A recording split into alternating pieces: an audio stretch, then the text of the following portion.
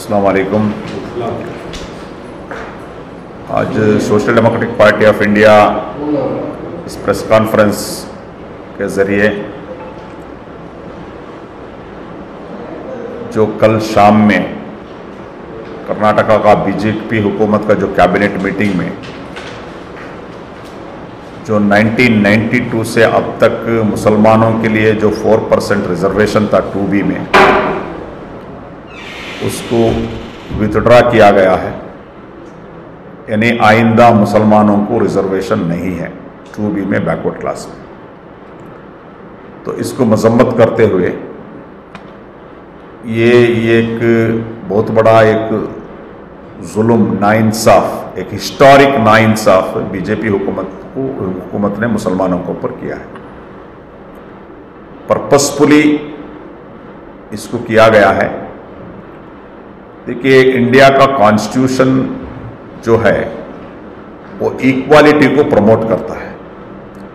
तमाम लोगों को इक्वालिटी मिलना चाहिए, इक्वल अपॉर्चुनिटीज मिलना चाहिए, तमाम लोग आगे बढ़ना चाहिए। तो इसलिए रिजर्वेशन दिया गया है। रिजर्वेशन का कॉन्स्टिट्यूशन का मुताबिक रिजर्वेशन जो कम्युनिटी सोशली एजुकेशनली बैकवर्ड है और जो community schedule caste and schedule tribe है, इनको ही रिजर्वेशन देना बोलकर बहुत वेरी क्लियर है। कभी भी इकोनॉमिकल बैकवर्ड के बारे में बताया नहीं कॉन्स्टिट्यूशन ये बताया जिस community socially and educationally backward है इनको ही रिजर्वेशन देना है। और बहुत सारे जजमेंट में, सुप्रीम कोर्ट का वो स्टेट का जजमेंट में यह बताया गया कि एक कम्युनिटी को रिजर्वेशन देने में उसका एक सही स्टडी होना चाहिए, एक कमीशन बिठाना चाहिए, वो कमीशन का रिकमेंडेशन का मुताबिक देना चाहिए। तो इसमें अगर ऐसा हम देखेंगे तो सबसे पहले जो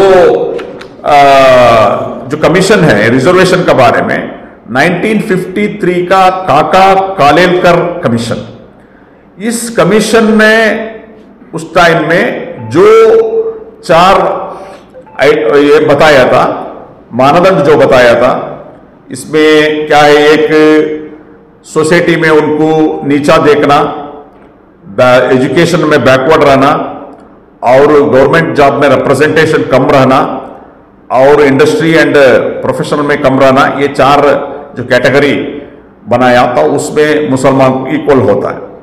तो उसके बाद जो मंडल आयोग आया, बहुत बड़ा एक इंकलाब लाया था मंडल आयोग, मंडल कमीशन। वो मंडल कमीशन का रिकमेंडेशन में ये बताया कि 80% मुस्लिम कम्युनिटी बैकवर्ड में है। तो वैसा आप देखेंगे तो कर्नाटका स्टेट में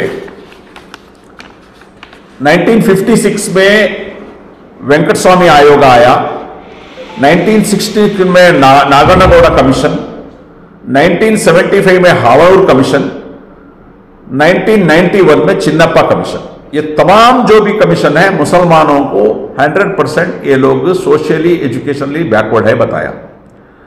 वैसे आप देखेंगे तो तमिलनाडु में सत्यनाथन कमीशन, 1985 में अंबाशंकर कमीशन, केरला में 1965 में कुमारपल्ली कमीशन, 1985 में नारायण पिल्ले कमीशन और गुजरात में 1976 का AR बख्शी कमीशन, मध्य प्रदेश का 1973 में महाजन कमीशन, ये तमाम कमीशन भी, और 1985 में हसनाई कमीशन, ये इतने जो भी कमीशन में बताया, तमाम कमीशन ने यह बताया Muslim community socially and educationally backward है, तो रिजर्वेशन देने के लिए फिट है एक कम्युनिटी। और उसके बाद जो 2002 में राजेंद्र सच्चार कमीशन जो रिपोर्ट दिया है, very clear, total Muslim community क्या हालात में है, तमाम चीजें बताए। तो उसमें वेरी क्लियरली बताया कि मुस्लिम कम्युनिटी दलित से भी पीछे है और इनको रिजर्वेशन देना चाहिए। उसके बाद जो राजेंद्र सच्चार कमीशन के बाद जो रंगनाथ मिश्रा कमीशन आया, एक्सक्लूसिवली मुसलमानों का रिजर्वेशन के बारे में, Ranganath Mishra commission very clearly बताया माइनॉरिटीज के लिए 10% कमीशन यानी रिजर्वेशन देना चाहिए माइनॉरिटीज के लिए 10% रिजर्वेशन देना चाहिए, उसमें एक्सक्लूसिवली मुसलमानों को 8% रिजर्वेशन देना चाहिए। ये रंगनाथ मिश्रा कमीशन रेकमेंड किया कांग्रेस का हुकूमत में टाइम में। उसके बाद और एक रिकमेंडेशन किया रंगनाथ मिश्रा कमीशन, क्या किया, अगर आपको 50% एबो रिजर्वेशन को आप आगे बढ़ा नहीं सकते, सुप्रीम कोर्ट का जो लिमिटेशन है वैसा रहा, तो ऑलरेडी सेंट्रल में 27% रिजर्वेशन ओबीसी के लिए, उस 27% में 6% मुसलमानों को लिए दियो बोलकर रंगनाथ मिश्रा रेकमेंड करता है। ये तमाम रिकमेंडेशन का बावजूद भी ये सब हमारा रिजर्वेशन सेंट्रल में अभी तक नहीं है, सेंट्रल हुकूमत में। स्टेट में 1992 को जो 4% था वो 30 साल का बाद अब निकाला गया। हालांकि 4% कमी है क्योंकि 15% आबादी रहने वाला ज्यादा रहना था, केरला में 12% है, तो उसके बावजूद भी इसको निकाला गया। इसको निकाल के 2% वकलिगा को, 2% लिंगायत को दिया गया है। मैं इनको अपील करता हूं सुतूर श्री जो और वकलिगा का निर्मलानंदा श्री को इसमें इंटरव्यू होना चाहिए। ये बहुत बड़ा नुकसान मुसलमानों के उसमें निकाल कर ये जो दे रहे हैं, इसमें इंटरव्यू करना है। और हम हुकूमत से ये मांग करते हैं इमीडिएटली इसको रिव्यू करना है। ये बहुत बड़ा एक जुल्म, नाइंसाफी, एक हिस्टोरिक नाइंसाफी होकर है। दूसरा, हम जितने भी कांग्रेस का और जेडीएस का वक्कलिगा और लिंगायत का एमएलए का एस्पिरेंट है, तो इसका ऊपर आपका स्टैंड आप क्लियर करना चाहिए, क्या स्टैंड है, क्योंकि बिना मुसलमान के वोट में नहीं जीत सकता ये लोग, तो इसमें आपका स्टैंड आप लोग क्लियर करना चाहिए। दूसरा, मैं तमाम सामाजिक पॉलिटिकल तंजीम, तमाम लोगों को अपील करता हूं, इसमें बहुत बड़ा एक एहतजाज होना चाहिए, सब एक होकर इसको लड़ना चाहिए। इंशाअल्लाह एसटीपीआई इसके ऊपर लीगल कार्यवाही भी करेगी और सामाजिक और पॉलिटिकल एहतजाज भी करेगी। तो एक बहुत बड़ा एक जुल्म हुआ है। आपका माध्यम से जो बीजेपी में रहने वाले मुस्लिम लीडर्स और कारकुन जितने भी बीजेपी में काम करते हैं, आंख खोलो, टाइम आ गया। इतना बड़ा हिस्टोरिकल धोखा, नाइंसाफी होकर है आपका बीजेपी से, कम से कम अब तो आप लोग इसको इस्तीफा दे के बाहर आना चाहिए। जितने भी बीजेपी में रहने वाले मुस्लिम कम्युनिटी, और आपके माध्यम से तमाम जो भी सोशल जस्टिस का फेवर में है, ये जो जुल्म में नाइंसाफी होकर है, इसका खिलाफ तमाम लोगों में भी आवाज उठाना चाहिए। सर, जिस तरह इंतखाबात करीब आते हैं, उसके वक्त उसी वक्त जो है उस तरह मुसलमानों को नजरअंदाज करना, इस तरह के जो है बातें सामने आना, इसको लेकर कहीं ना कहीं जो है कमजोर करने की बात सामने आती है। 100% मुसलमानों को कमजोर करना, मुसलमानों को एक खौफ में डालना, मुसलमानों को एक सेकंड ग्रेड का सिटीजन जैसा देखना, यही है एसटीपी, यही है बीजेपी का जो प्लान, यही है, दूसरा कुछ नहीं है। इतना जुल्म, इतना नाइंसाफी, एक हिस्टोरिकल नाइंसाफी जो हुआ है, धोखा हुआ है, ये इतना ही है। एवरी टाइम मुसलमानों को ऐसा जुल्म और नाइंसाफी करना, ये एक agenda, part of the agenda है, ये हम लोग समझना है। आपकी तरफ से पहली आवाज आपने उठाई है, क्या उम्मीद कर सकते हैं कि दूसरे जो भी सेकुलर हैं, जो माइनॉरिटीज हैं, वो भी इस खिलाफ? जरूर, क्योंकि जो भी कॉन्स्टिट्यूशन का फेवर में है, सोशल जस्टिस का जो भी फेवर में है, ये तमाम लोग हम आवाज़ उठाना चाहिए, क्योंकि ये एक हिस्टोरिकल नाइंसाफी है, धोखा है।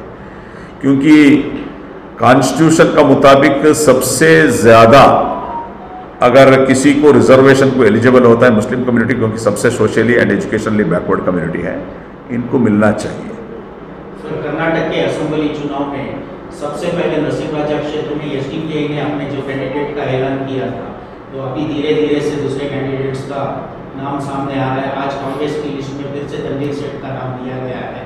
तो अब जो है बहुत लोगों का ये कहना है कि, और आपने भी जो है अभी कन्नड़ा प्रेस रिलीज में कहा था कि नरसिंहराजा क्षेत्र में जो है कुछ डेवलपमेंट का काम नहीं हुआ है, तो इसको लेकर आप उर्दू चैनलों को, हमारे हिंदी चैनलों को क्या कहना चाहते हैं?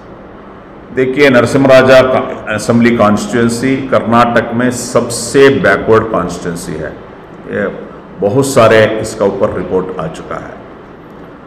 तो 20 साल से एक नुमाइंदा एमएलए होकर इधर काम कर लेकर है।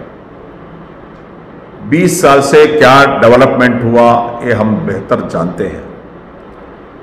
देखिए, इस 20 साल के बाद भी इस कॉन्स्टिट्यूंसी में एक एजुकेशन के लिए हमारे गर्ल्स के लिए एक डिग्री, गवर्नमेंट डिग्री कॉलेज ही नहीं है। इसलिए परेशानी क्या होता है, हमारे यहाँ के गर्ल्स जो है 2-2 बस पकड़ के, क्योंकि प्राइवेट कॉलेज में 50 से 60 हज़ार रुपये फीस होता है, अब अफोर्ड नहीं कर सकते, तो सरकारी कॉलेज को जाना बोले तो महारानीस वगैरह जो सिटी में है उसे जाना है 2-2 बस बदल के। इसमें बहुत सारे लोग उनका एजुकेशन को ड्रॉप करते हैं। तो उसके साथ साथ हॉस्पिटल्स, लास्ट 10 ईयर्स में मैसूर सिटी के अंदर 2000 बेड का हॉस्पिटल आया है, उसमें 2 बेड भी नरसिंहराजा में आकर, जो भी आया है कृष्णराजा अंचामराजा में आया।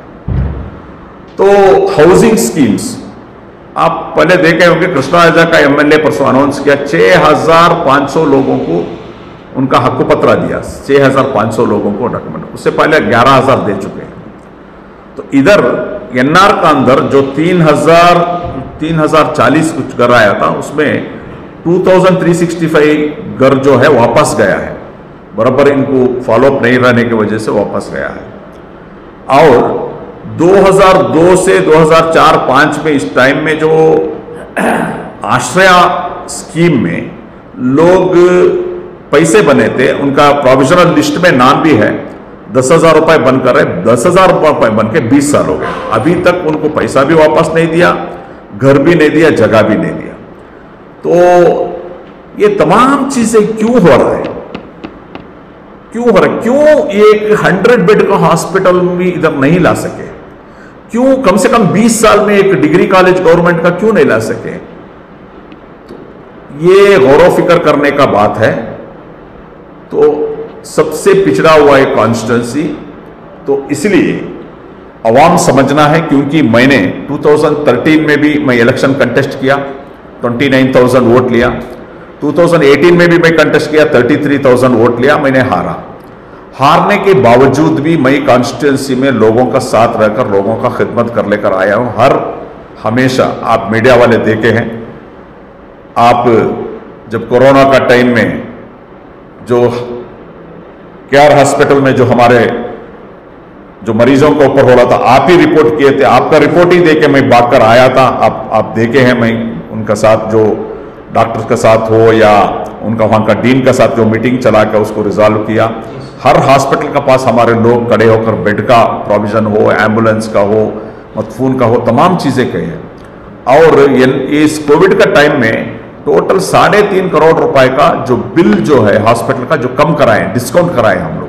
हर हॉस्पिटल में उनको पांव पकड़ के, हाथ पकड़ के, जो मरीज परेशानी है, मर चुके हैं, बिल बन नहीं सकते, डेड बॉडी नहीं देते, जनाजा नहीं देते थे, ये टाइम में सब इंटरवीन करके हम लोग काम किए हैं।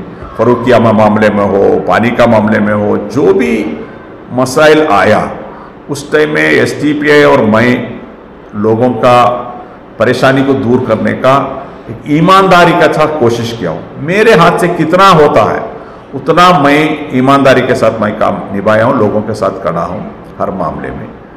तो मैं उम्मीद करता हूँ लोग समझेंगे, क्योंकि देखिए डेमोक्रेसी का अंदर 5 साल का जो ड्यूरेशन इसलिए देते हैं कि अगर 5 साल में कोई नुमाइंदा काम नहीं करे तो उनको बदलना, तो अगर काम नहीं किया तो बदलना। मैं आपका माध्यम से एनआर के वोटर्स को अपील करता हूं, एक बार मुझे मौका दीजिए, 3 बार, तीसरी बार मैं आपका सामने हाथ जोड़ रहा हूं, एक बार आप मौका दीजिए। अगर मैंने काम कर कर नहीं दिखाया, आपका आवाज बनकर काम नहीं किया, आपका खादिम बनकर हम काम नहीं किया तो 5 साल के बाद आप बदलाने का मौका आपके पास है, आप बदलाओ। मैं यही बोलता हूं, मैं ही खुद बोलता हूं, अगर कोई भी नुमाइंदा, चाहे वो कारपोरेट हो चाहे वो एमएलए हो, 5 साल में काम नहीं कर रहे तो उसको बदलाना है। तो मैं उम्मीद करता हूं, मैं इंशाल्लाह मेरा जो मैनिफेस्टो इंशाल्लाह जल्द से जल्द रिलीज करने वाला हूं। मेरा मकसद है सबसे पहले हमारे नरसिम्हा कॉन्स्टिट्यूंसी को एक हमारे गर्ल्स के लिए एक डिग्री कॉलेज लेके आना है, एक जनरल डिग्री कॉलेज गवर्नमेंट का, और कम से कम एक 100 बेड का एक मल्टी स्पेशलिटी हॉस्पिटल इधर लाना है। ये हमारा फर्स्ट प्रायोरिटी है। उसके साथ साथ कम से कम एक साल को 1000 घर भी नया जो घर जो भी है हाउसिंग स्कीम देना है, ये भी मेरा एजेंडा में है। दूसरा ओवरऑल डेवलपमेंट, जो 50 to 60,000 हाउसेस जो है, टोटल ओवरऑल डेवलपमेंट मेरा मकसद है। उसके साथ साथ इस कॉन्स्टिट्यूंसी में 18 से लेकर 25 साल का करीब 35,000 यूथ्स है। ये फोकस करने का एक लोग है यूथ्स, इनको ओवरऑल डेवलपमेंट करने का भी एक ख्वाब है। इसमें मैं इंशाल्लाह मेरा एक मंसूबा है, एक प्लान है। मरहूम अजीज सेठ साहब का नाम पे एक अकाडमी खोलना है। उस अकाडमी के ज़रिए हमारे जितने भी हमारे नौजवान हैं उनको बेहतर तरीके से ट्रेनिंग होना है। कांस्टेबल से लेकर आईपीएस तक, आईएएस तक जितने भी कॉम्पिटिटिव एग्जाम आता है उनको सही ट्रेनर्स कोच को रख के उनको ट्रेन करके उस एग्जाम्स में वो लोग एलिजिबल होना है। ये हमारा एक प्लान है। दूसरा, छोटा छोटा इंडस्ट्रीज यानी डेवलपमेंट करने के लिए, इन्वेस्टमेंट करने के लिए बहुत सारे इन्वेस्टर्स रेडी है। चाहे वो 10 से 25 लोगों को जॉब देने का हो तो इसमें एनआर का अंदर अगर मौका दिए जाए तो वो लोग इन्वेस्ट करने के लिए तैयार होंगे। ये भी मेरा मकसद है। दूसरा, वक्फ का प्रॉपर्टी, बहुत सारे मैसूर का अंदर वक्फ का प्रॉपर्टी है, मगर उस वक्फ का प्रॉपर्टी एक तो दूसरे लोग एनकोर्स कर है, या तो वक्फ प्रॉपर्टी में खाली क्या है, अभी खाली एक कॉम्प्लेक्स बनना, दूसरा कुछ नहीं है। आप वक्फ का प्रॉपर्टी में जो दुकानें बने, कॉम्प्लेक्स बने तो आवाम को क्या फायदा है भाई? आवाम को चाहिए schools, colleges, nursing school, training centres, skill development centres, ऐसे आवाम को जो यूज होने वाला आईटीएस, पॉलिटेक्निक ऐसा होना है तो वक्फ का प्रॉपर्टीज को ऐसा यूज करके हम लोग डेवलपमेंट करेंगे। और वक्फ का जो इनकम है, ये वक्फ का इनकम में कुछ परसेंटेज 50 to 20% जो लोग है गरीबों को देना है, हॉस्पिटल में रहते हैं या गरीब को देना है, स्कॉलरशिप देना है वगैरह, ये भी सही तरीके से होले करना है। ये तमाम चीज़ें का ऊपर इंशाल्लाह मैं फिक्र करके इंशाल्लाह काम करने के लिए। जिस तरह क्रिकेट में स्लॉग ओवर्स में बैट्समैन आखिरी के ओवर्स में रन बनाता है, उसी तरह ठीक आज जो है 9 जगह नरसिम्हा क्षेत्र में एमएलए तनवीर सेठ ने बुद्धि पूजे रखा है। क्या ये पॉलिटिकल स्टंट है? कैसा क्या इंतजार कर रहे थे कि टिकट अनाउंस होने के बाद में इस प्रोग्राम को किया जाए? देखिए, वो तमाम पॉलिटिकल पार्टी का जो है 5 साल को एक इलेक्शन का वो मंथ में जो गुदली पूजे का एक सीजन होता है, गुदली पूजले करने का, 5 साल ये लोग किधर रहते हैं? कुछ मसाइल में ये लोग नहीं हैं, कुछ इश्यूज में ये लोग नहीं हैं, काम में ये लोग नहीं हैं। 5 साल को इलेक्शन का महीने में गुदली पूजे करते हैं, यही है। ये अवाम जानता है इसके बारे में। सर, आप तो बार बार बता रहे थे कि मौजूदा एमएलए जो है किसी तरक्की को जो है प्रमाण नहीं चढ़ा है, फिर बार बार कांग्रेस की जानिब से उनको उम्मीदवार यहाँ पर किरदार में दिया जाता है और बाकायदा अवाम भी जो है उनको दिलाती है, इसका क्या रीज़न है? देखिए, एक तो क्या है, वो तो उनका पार्टी का मामला है, चाहे वो पॉलिटिकल पार्टी हो चाहे वो अवाम हो। मैं इतना ही कहता चाहता हूँ, अगर जो काम नहीं करता उसको बदलना है। ये हमारा, अगर अब्दुल मजीद भी काम नहीं किया तो बदलना है। ये डेमोक्रेसी का एक खूबी है। ये दूसरा, आकर अवाम जो है, अवाम खौफ का बुनियाद पर वोट डाले करे, ये सही नहीं है। 20 साल में ये लोग क्या प्रोपेगेंडा करते हैं कांग्रेस का लोग, एसडीपी को वोट डाले तो बीजेपी आ जाएगा। 20 साल में यही प्रोपेगेंडा किया आया नहीं, तो ये एक झूठा प्रोपेगेंडा है। दूसरा एक प्रोपेगेंडा करते हैं, कौम की सीट है बचा लो भाई बोलकर इमोशनल ब्लैकमेल करते हैं। लास्ट 3-4 दिन में कौम का सीट 20 साल में बचा लेकर कौम को क्या मिला, इसके ऊपर कोई भी गुफ्तगू नहीं होता, डिस्कशन नहीं होता। और दूसरा और एक पॉइंट होता है, एक जीत कर एक क्या करते हैं बोलकर, एसडीपी वाले एक जीत कर क्या करते हैं, एक जीत कर बहुत कुछ कर सकता है। क्योंकि देखिए कल हुकूमत किसका आते वाले हमको मालूम नहीं, कांग्रेस पे आएगा या कुमारस्वामी आएगा या बीजेपी, कोई भी हुकूमत रहे तो भी इंशाल्लाह हम लोग उनसे लड़कर हम लोग इस कॉन्स्टिट्यूंसी को क्या डेवलपमेंट होना वो हम लोग कर सकते हैं। क्योंकि उतना हमारा तमाम लीडरों के साथ कांटेक्ट है, हम वो कमिटमेंट के साथ लड़कर हम लोग लेके आएंगे। दूसरा, हिस्ट्री में देखिए झारखंड में मधु कोड़ा एक इंडिपेंडेंट होकर जीता था। जब एक सीट का जरूरत पड़ी तो उन्होंने चीफ मिनिस्टर पूछा, एक सीट रखकर चीफ मिनिस्टर बना मधु कोड़ा। तो और दूसरा 2008 में मैं याद दिलाना चाहता हूं आपको, 2008 में 6 लोग इंडिपेंडेंट विन हुए थे, 6 लोग भी मिनिस्टर बने और एक एक कॉन्स्टिट्यूंसी को 100 करोड़ से ज्यादा उनको डेवलपमेंट के लिए पैसा दिए। जब इंडिपेंडेंट जो होता है उसको वैल्यू ज्यादा रहता है, क्योंकि राज्यसभा इलेक्शन आता है, दूसरे इलेक्शन आता है। तो दूसरा और एक बात मैं बताना चाहता हूं, देखिए आइंदा आने वाले 2024 में लोकसभा इलेक्शन है। लोकसभा इलेक्शन में एसडीपी का सपोर्ट तमाम पॉलिटिकल पार्टी को चाहिए। पूरा कर्नाटक में 31 डिस्ट्रिक्ट में भी हमारे एसडीपी आए, हर कॉन्स्टिट्यूंसी में हमारे 5000 से 10,000 वोट है। ये वोट के लिए लोकसभा इलेक्शन को रिक्वेस्ट करेंगे तमाम पार्टियां। अब जब जिस पार्टी हुकूमत में रहेगा उस पार्टी हम लोग को रिक्वेस्ट करेंगे तो हम लोग डिमांड रखेंगे हमारे कॉन्स्टिट्यूंसी को, कम्युनिटी को, दूसरा मजलूम कम्युनिटी को ये चाहिए। डिमांड रख के बार्गेन करके हम कम्युनिटी को डेवलपमेंट करेंगे और मजलूमों के लिए कॉन्स्टिट्यूंसी डेवलपमेंट करेंगे।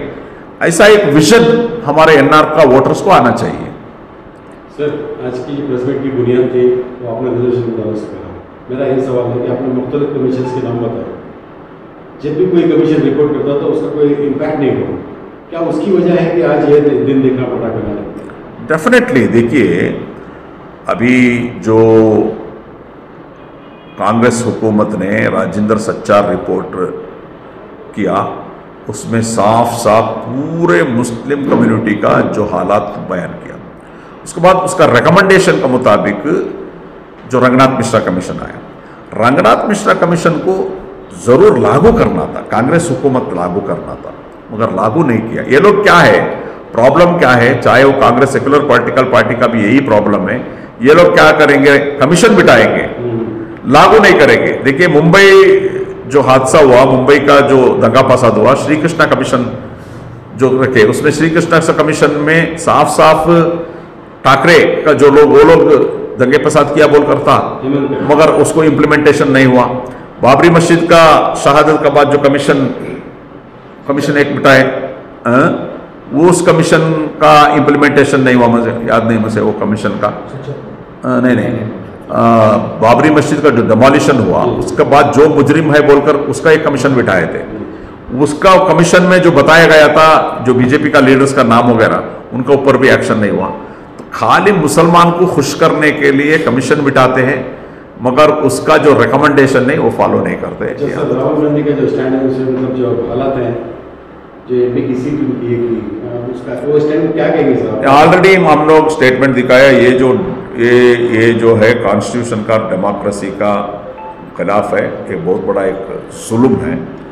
क्योंकि जस्ट जजमेंट आया तभी डिस्क्वालिफिकेशन, अभी 30 दिन का टाइम है अपील करने के लिए, वही नहीं देखा। वैसा देखेंगे तो इधर भी कर्नाटक में नेहरू वलेकर और कुमारस्वामी, एमपी कुमारस्वामी, उन दो एमएलएस के ऊपर भी ऐसा जजमेंट होकर है 2 साल या 4 साल, उनको डिस्क्वालिफिकेशन नहीं हुआ। तो ये एक पॉलिटिकल वेंडेटा है अपोजिशन को ख़त्म करने का। मैं आज तमाम ये पॉलिटिकल पार्टीज, जितने भी सेक्युलर पॉलिटिकल पार्टीज है, हम 15 साल से बोलते आए ये फैसिस्ट हुकूमत कैसा करते हैं, मगर ये जो तमाम पॉलिटिकल पार्टी एक होकर इसमें लड़ने को और फैसिस्ट ताकत को एक प्लान के साथ, एक सिस्टमैटिक के साथ लड़ने में भी कांग्रेस या दूसरा पॉलिटिकल पार्टी फेल्यूर हो गए। एटलीस्ट अब तो सोचकर एक कॉन्क्रीट प्लान बनाना है, ये तमाम फैसिस्ट हुकूमत का खिलाफ एक कॉन्क्रीट प्लान करके हराने के लिए एक सोच और फिक्र करना है। और दूसरा, जो आज देखिए ये हालात कैसा आता है, आपका माध्यम का थ्रू से यूटी कादर साहब कल जो राहुल गांधी का जो डिस्क्वालिफिकेशन हुआ वो रास्ते में आकर एहतजाज कर रहे हैं। तो आपका माध्यम से मैं पूछना चाहता हूँ, यही यूटी कादर जो हमारे हिजाब के मामले में हमारा बच्चियाँ, कॉलेज स्टूडेंट्स, लड़कियाँ लाचार, उनके हक के लिए रास्ते में उतरकर एहतजाज कर रहे थे, उस टाइम में यूटी कादर ने बयान किया, क्यों एहतजाज कर रहे हो आप, रास्ते में क्यों हो, आपको हुकूमत का और कोर्ट का इज्जत करना चाहिए, उनका जो भी डिसीजन या जजमेंट का चाहिए, क्यों जा रहे हो आप पाकिस्तान जाओ, आप दुबई जाओ बोले थे। आज वही यूटी कादर राहुल गांधी के ऊपर जो जजमेंट हुआ, जो डिसीजन हुआ, उसके खिलाफ रास्ते में उतरे हैं। मैं पूछना चाहता हूँ यूटी कादर को, क्यों रास्ते पे है? आप रेस्पेक्ट करो कोर्ट को और रेस्पेक्ट करो जजमेंट को, क्यों रास्ते में उतरते हैं? तो ये जो हालात, जब मुसलमान बच्चों का हिजाब का कॉन्स्टिट्यूशनल राइट छीना गया तो आप एहतजाज नहीं करना बोले, आज राहुल गांधी के लिए एहतजाज कर रहे हैं। ये डबल स्टैंडर्ड लोग समझना चाहिए। सर, आपने हिजाब की बात छेड़ दी है। मुस्लिम पर्सनल लॉ बोर्ड की जानिब से कल एक फैसला लिया गया है, सारे मुल्क में 4 हिस्सों को तकसीम करते हुए खासकर मुस्लिम ख्वातीन को उनका हक और इंसाफ दिलाने के लिए एक तरह की एक मुहिम शुरू की है। वो क्या लग रहा है सर आपको, एक कोशिश कामयाब होगी? देखिए, कोई भी हो, देखिए जो हमारे कॉन्स्टिट्यूशनल राइट्स और हमारा पर्सनल राइट्स, जो उसके लिए जो भी काम करेगा, जो भी इदारा काम करेगा, करना ही चाहिए। हम उनको तमाम हमारा साथ देंगे, क्योंकि हम फोर फ्रंट में ये तमाम मामलों में फोर में एसटीपी काम कर ले करें। अगर कोई भी इस पे काम करेगा तो हम साथ देंगे। सर, इस तरह कल कांग्रेस की जानिब से फहरिस्त आई उम्मीदवारों की, उसमें एनआर में अली जनाब अलहाज तनवीर सेठ नाम जिस तरह आया है, आपको लगता है कि भी कहीं ना कहीं जो है एक मुकाबला जो है बड़ी टक्कर का होने वाला आगे आने वाला? इलेक्शन जो होता है टक्कर ही होता है। इलेक्शन जो है आपको और कांग्रेस को जो है किसी न किसी किस्म का जो है टक्कर हो सकता है? नहीं, ये देखो, इलेक्शन जो है, इलेक्शन इसमें टक्कर होता ही है। इसमें इलेक्शन का तो टक्कर ही है, कोई भी कैंडिडेट आने दो, मगर इलेक्शन होता है। बस इसमें इलेक्शन में अवाम समझना चाहिए इसमें, क्योंकि फाइनल डिसीजन देने वाले जो है अवाम है। अवाम जो डिसीजन देता है वो डिसीजन पे तब्दीली आना चाहिए। यही मैं अवाम से पूछना चाहूँ। सर, हम देखते हैं अक्सर जब भी आपकी कैनवासिंग वगैरह होती है तो बड़ी भीड़ में जो है तादाद आपके पीछे रहती है, बड़ी भीड़ में जो है तादाद आपके पीछे रहती है।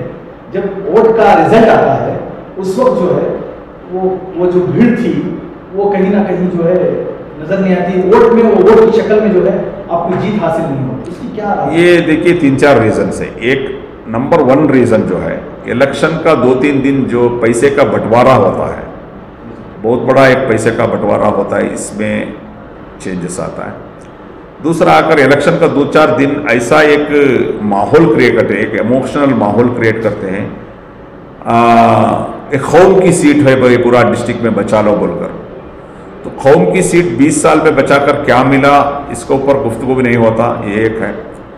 तीसरा, अगर बीजेपी एसडीपी को वोट डाले तो बीजेपी आएगा बोले तो प्रोपेगेंडा, गलत प्रोपेगेंडा करते हैं। 20 साल से बीजेपी नहीं आया, दूर दूर तक भी आने वाला नहीं है। फोर्थ क्या है, एक जीत कर क्या करेंगे, मैंने ऑलरेडी बताया। एक जीत के इधर चीफ मिनिस्टर हुआ है, ये इंडिपेंडेंट जीत के मिनिस्टर हुआ है। बहुत सारे डेवलपमेंट, इंडिपेंडेंट को वैल्यू होता है, इंडिपेंडेंट कैंडिडेट को, और इंडिपेंडेंट के साथ एक पार्टी भी है। तो ये तमाम चीज़ लग के आइंदा एनआर के लिए बहुत बड़ा फायदा होने वाला है। आप भरोसा रखकर वोट करो, अगर मैं जीतूंगा तो एनआर के लिए बहुत बड़ा फायदा होने वाला है। इंशाल्लाह हम सब मिलकर इसको डेवलपमेंट ईवीएम का भी कुछ रोल होता है? ईवीएम का भी है। ईवीएम के लिए एक बार हम लोग प्लान किए। ईवीएम का जो भी हमारा बूथ में ईवीएम आएगा इसको कड़ी नजर देखा जाएगा, सिस्टमैटिक तरीके से इसका फॉलोअप करे जाएगा इंशाल्लाह। सर आखिरी सवाल है, जब हम लोग बाहर ग्राउंड में रिपोर्ट करते हैं ना सर, तो उस वक्त एक बात जो है हमारे कानों तक पहुंचती है, हमारे जितने भी रिपोर्टर्स हैं सर, अब्दुल मजीद साहब का ताल्लुक मड़केरी कुर्ग से है, कुंडलीपेट जो भी है वहाँ से है। क्या एसडीपीआई में कोई ऐसी सलाहियत का बंदा नहीं जो मैसूर शहर का हो, जो एमएलए को उम्मीदवार है? बार बार अब्दुल मजीद ही क्यों? अगर उनको खड़ना है तो जाके कुंडलीपेट में खड़े, मैसूर में खड़कर जो है वो अपना कीमती वक्त और अपना जो है कीमती जो भी मतलब ये है वेस्ट ना करें। देखिए, डेमोक्रेसी का अंदर कोई भी लोग जाके किधर भी कर सकते हैं। कांग्रेस का राहुल गांधी अमेठी छोड़ के वायनाड क्यों आया? सिद्धरामैया मैसूर छोड़ के बादामी क्यों गया? अब कोलार घूम रहे हैं। तो ये है। मगर रिजवान अरशद साहब बेंगलुरु गए, तो इसमें कुछ लॉजिक नहीं है। एक बात। दूसरी बात, अब्दुल मजीद का बात। अब्दुल मजीद अब कभी भी मुझे टिकट दियो, मुझे ध्यान करा बोलकर कभी भी मैंने डिमांड नहीं किया है। हमारा पार्टी में कोई ऐसा डिमांड नहीं होता है। अब हमारे जो सिलेक्शन प्रोसीजर होता है, यहाँ जो हमारे पार्टी के जो भी कारकुन हैं, डिस्ट्रिक्ट कमेटी, असेंबली कमेटी, तमाम वार्ड कमेटी, तमाम मिलके कैंडिडेट्स को सेलेक्ट करते हैं। ऐसा सिलेक्शन सिस्टम है। अब्दुल मजीद मैं कैंडिडेट बन तुम बोलकर बोलते नहीं, दूसरे पार्टी का जैसा मैं उधर कैंडिडेट बन तुम, मेरा उधर का एस्पिरेंट है, इधर का एस्पिरेंट है बोलकर। जब पार्टी का लीडर्स तमाम लोगों ने बैठ के डिसाइड करते हैं अब्दुल मजीद को इधर कैंडिडेट बनाना बोलकर अगर तय करता है, तो हमारा पार्टी का एक कैडर बेस का है जो तय किया गया उसको इताअत करना है। अब्दुल मजीद बस इताअत करना है। दूसरी बात, मैं बेसिकली आप जो बताए, मैं कुर्ग का कुंडलीपेट का हूं। मैं 2013 से इधर ही हूं। 2013 से राजीव नगर में गुप्ता स्टार के पास मेरा घर है। 13 से मेरा फैमिली, मेरे बच्चे इधर ही पढ़ रहे हैं। 13 से मैं इधर हूं, इधर हमारा वोटर हूं, इधर 10 साल से काम कर लेकर हूं। 2009 में जो हमारे नौजवान लोगों को जो जेल यानी अरेस्ट कर रहे थे रातों रात आके, उसको रोकने के लिए हम लोग जेल बुर करे। उसका लीडिंग मैंने लिया था। मुझे पहली बार अरेस्ट किए थे। 17 को 2 दिन मैं जेल में था। ये मैसूर के हमारे आवाम के लिए मैं जेल में गया। तो इसलिए इसमें थोड़ा क्यों नहीं है, क्योंकि हम इधर का मकामी हूं, इधर 10 साल से काम किया हूं, और मेरा जो सिलेक्शन है मैंने नहीं किया, मेरा सिलेक्शन हाईकमांड भी नहीं किया। मेरे सिलेक्शन मैसूर के जो हमारे पार्टी के जितने भी कारकुन और लीडर्स है वो तमाम मिलके, एक भी अपोजिशन नहीं है, समझ लो, एक कैडर भी मेरा कैंडिडेचर का खिलाफ नहीं है। तमाम मिलके मुझे कैंडिडेट, जिम्मेदारी है, ये कैंडिडेट में उहदा नहीं है मुझे, ये कैंडिडेचर जो है मेरा जिम्मेदारी मुझे दिया है, वो जिम्मेदारी इंशाल्लाह मैं लूंगा। आखिरी सवाल है, खत्म। आखिरी सवाल है सर, जिस तरह आपके पीछे आपके शायकीन, आपके चाहने वाले जाते हैं तो कहते हैं अब्दुल मजीद देखो शेर आया बोलकर, जब हम अली जनाब हाजी तनवीर साहब की रिपोर्टिंग करते हैं तो उनके पीछे जो है उनके शायकीन देखो शेर आया, आखिर में असली शेर कौन है सर? देखिए, मैं बहुत बार मेरा कारकुनों को और मेरा सपोर्टर्स को मैंने बताया हूं, ऐसा स्लोगन मत बुलाइए। तो आपको शेर पसंद नहीं? ये शेर पसंद नहीं है मुझे। मेरे बिल्कुल मुझे ऐसा जो हमारे कारकुन हो या हमारा सपोर्टर्स जो भी हो करना मुझे पसंद नहीं है, क्योंकि सियासत में हम लोग खादिम बनकर काम करना है। सियासत का मतलब ये है पावर ले और आप खिदमत करने का काम है। इसमें शेर चीता कोई नहीं है। सियासत में खादिम है और कायद है और खादिम है, ऐसा ही काम करना है। आपका माध्यम से रिक्वेस्ट करता हूं, ये सब शेर आया छोड़ दो बस। बहुत खुश